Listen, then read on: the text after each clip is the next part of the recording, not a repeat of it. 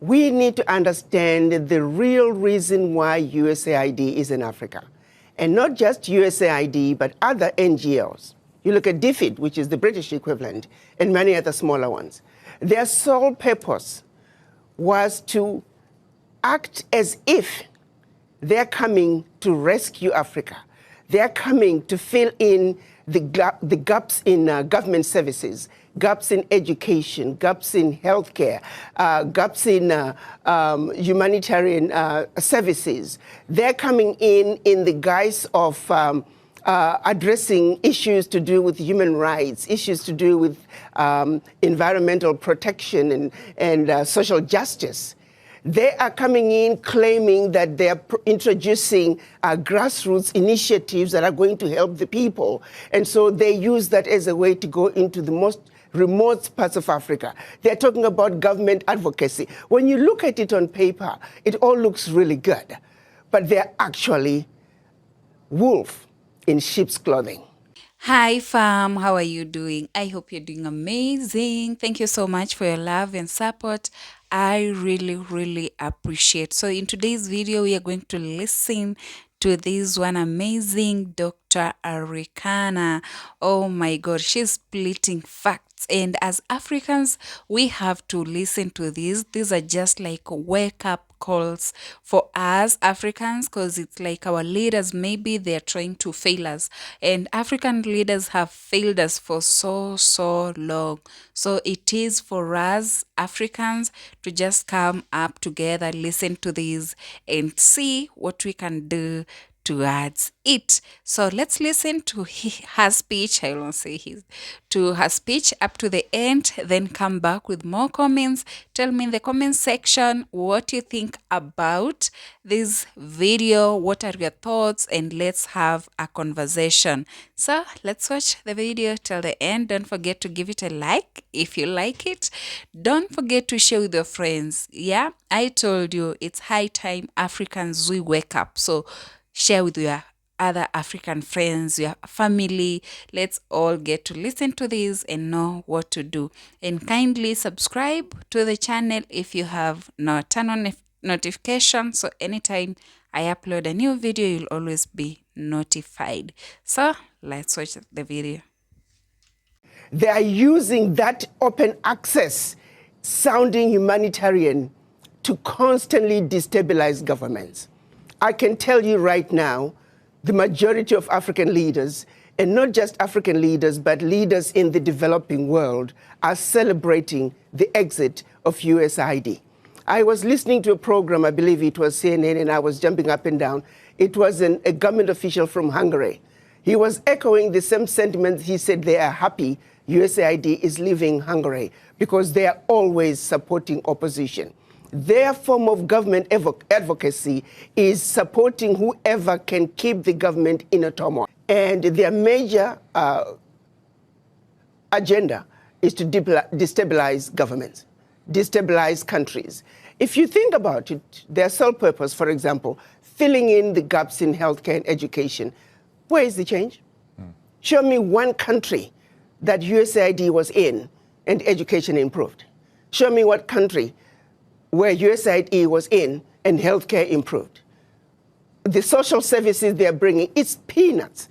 The American taxpayer needs to know the billions of dollars that are being given to USAID, a fraction is making it to the people. Let's look at what HIV/AIDS was used to do. We know of a program that was run out of South Africa where they actually were injecting people with the virus. The reason some of the AIDS virus spread as rapidly as it did in Southern Africa, there were some very dirty games being played on African people. They were using Africans as guinea pigs for experimental activities. Even when you look at every aspect, they're using us as guinea pigs. Yes, there is some good, a percentage of some good, but not all of it is done with good intentions. You look at agriculture, they're destroying African agriculture by introducing those GMOs. You plant your seed in one season, your soil is finished. We used to have seeds that we can use from one season to the other. The introduction of GMOs through these agencies, USAID is one of them. We're destroying Africa in a massive way. A little good is coming out, but by and large, the end result, they mean no good. They can turn around and give us an inventory and say, as long as you have been in Africa and also other parts of the world, show us your success rate. You claim you are helping governments with education and healthcare. Show us your success rate. But I also turn around and say, African governments, why do you need this little aid to assist you in providing proper healthcare, proper education? The average African government can afford to provide those services for their people. Well, these are all underground covert operations. Why does Africa need them? Why do we need them? Africa has been the provider. If you look at Europe, Europe cannot survive without Africa.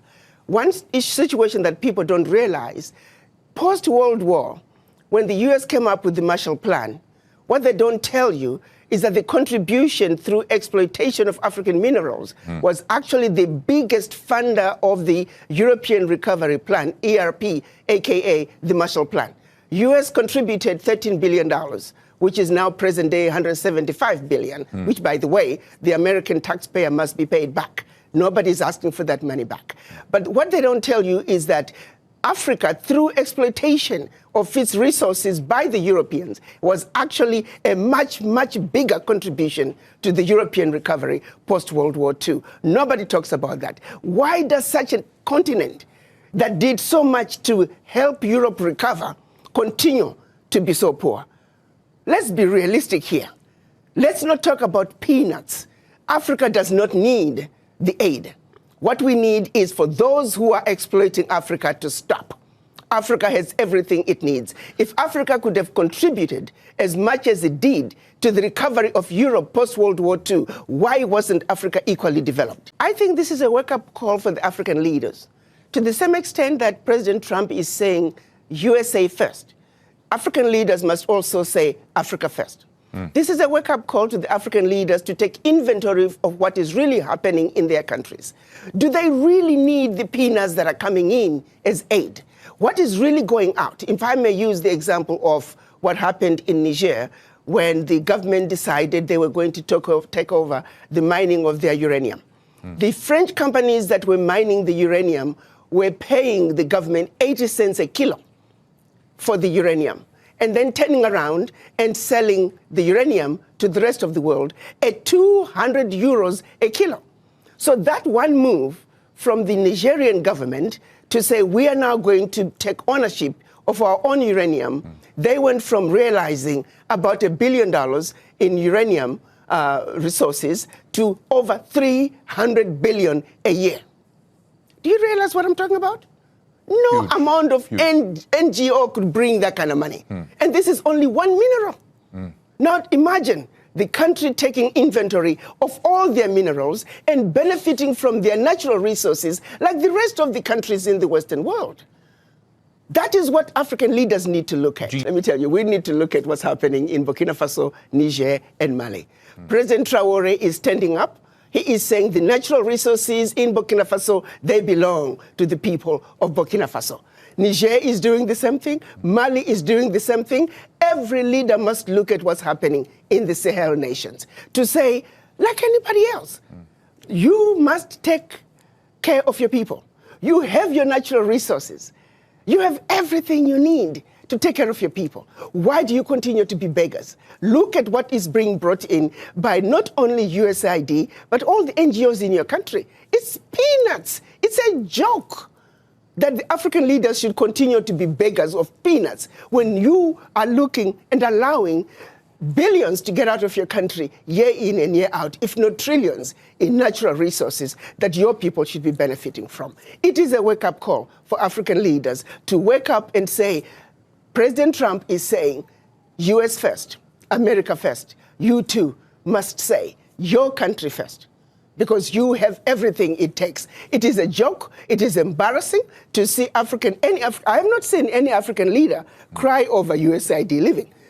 I can tell you for a fact, the average African leader privately is celebrating the exit of USAID because they know what is really going on. Right. To be honest with you, why should African leaders care? Why should Trump care about Africa?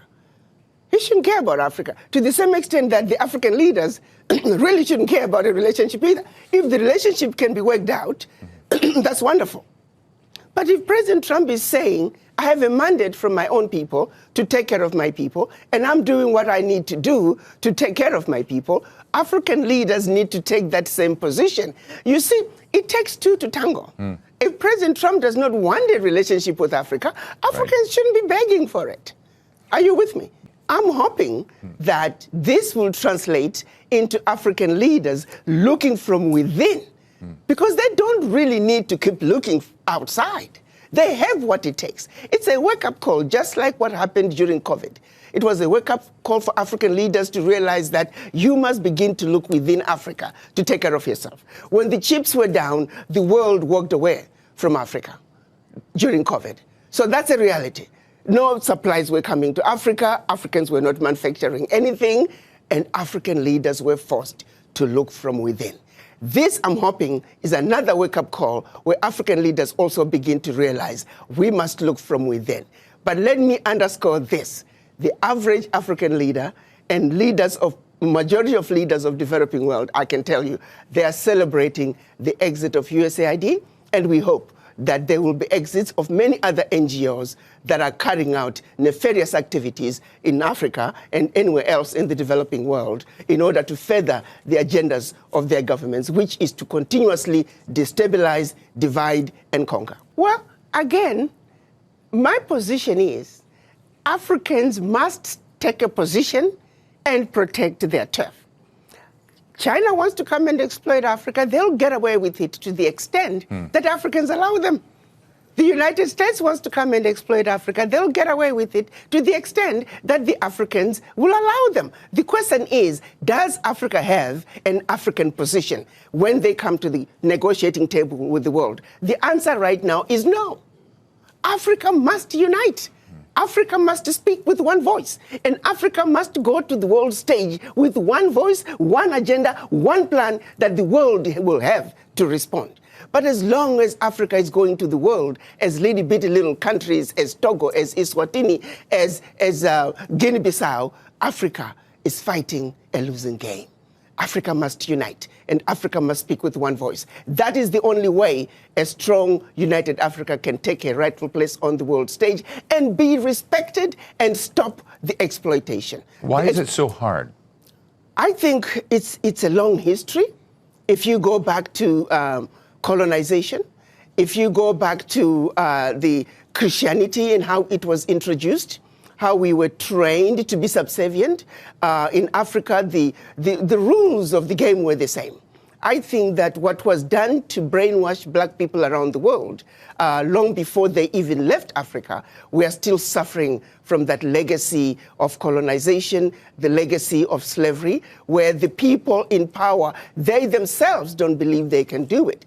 We still have leaders who believe you can't make it unless you're working with white people.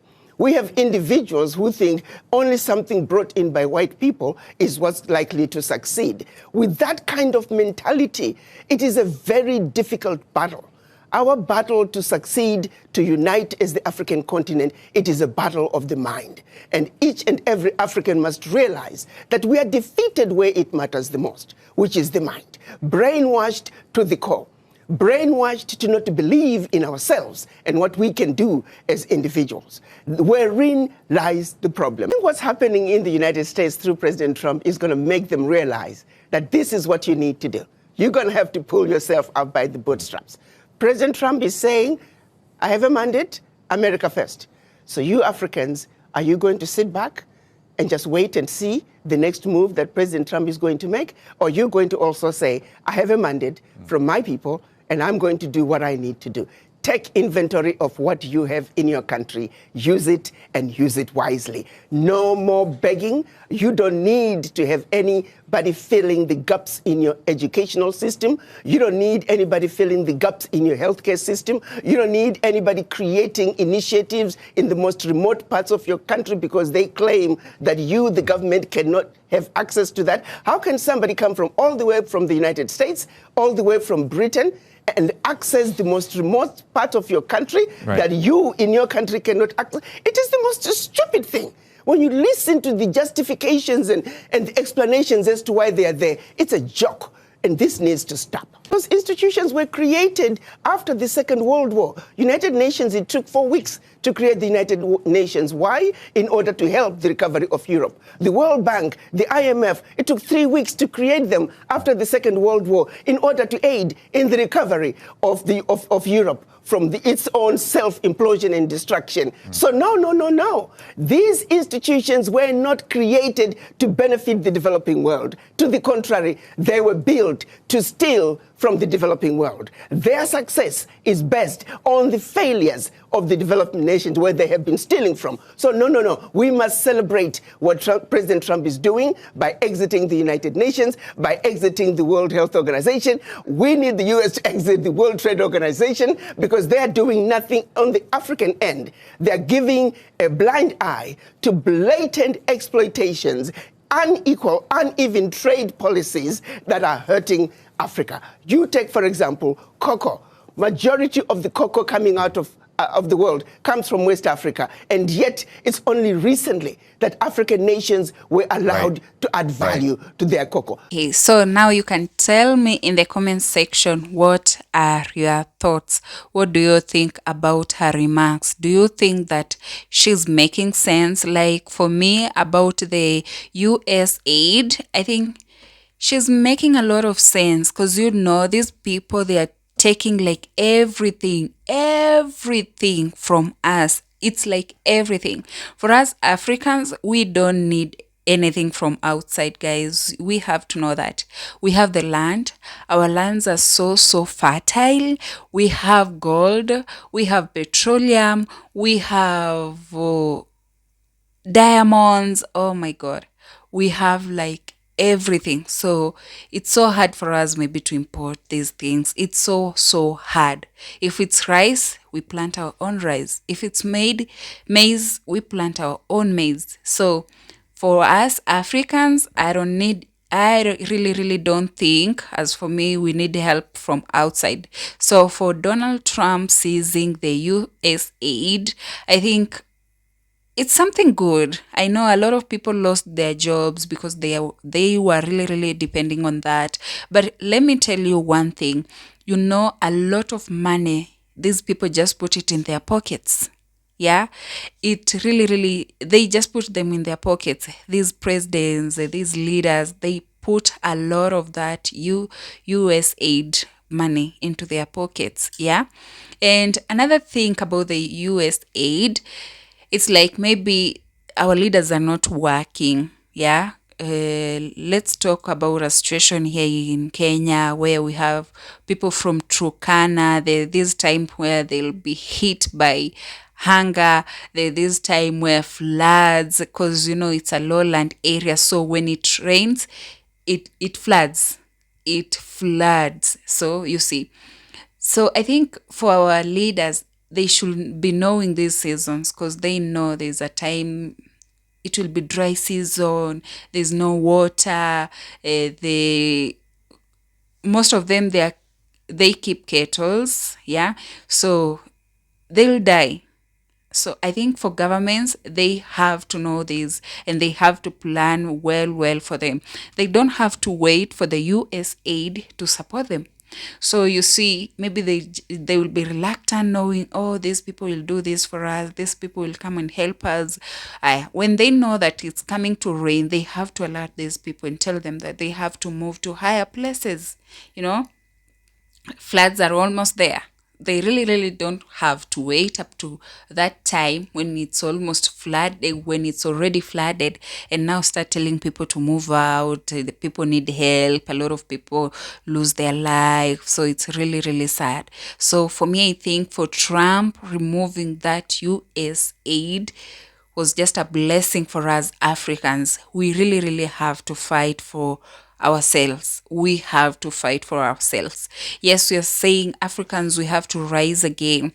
But if we are depending on everything from these people while we can make all those things for ourselves, how are we going to rise? Yeah. So I think that was a plus for Africans. What are your thoughts? What are your thoughts for Donald Trump to remove the US aid donations to Africa? Yeah, it was frozen. Is it freezing? Frozen. Yeah. So what are your thoughts? Kindly tell me in the comment section and let's have a conversation. Another thing, it's about our health, guys. We know, and there's a video that I saw that was circulating online where there was this white man who was saying with the AIDS, they were just spreading intentionally to Africans. Intentional. So you can imagine. They are the same people who brought the same disease, and now they are out here saying that they are helping us not to spread it, or maybe they are giving new drugs to try and kupunguza makali. I don't know how to say that in English. Yeah, but they are the same people who are now showing concern that we are more concerned about your health, and they are the same people who brought the disease. Yeah, so with malaria, they're the same people. There was this history where they made mosquitoes, brought a lot of them using helicopters, spread them to Africa. Just ask yourself, why is malaria only in Africa and not in these other nations? Malaria is only in Africa. Yeah. Then they are giving us nets, they're giving us medicines for malaria. Why? So as Africans, we really have to wake up. These people, they are not helping us, but they're just trying to put us down, to depend on them and see like, oh, these people, they are from heaven, they are God sent. No. We have to wake up and fight for ourselves, Yeah. So that was it. Kindly tell me what you think in the comment section and let's have a conversation. So bye. I'll see you in the next one.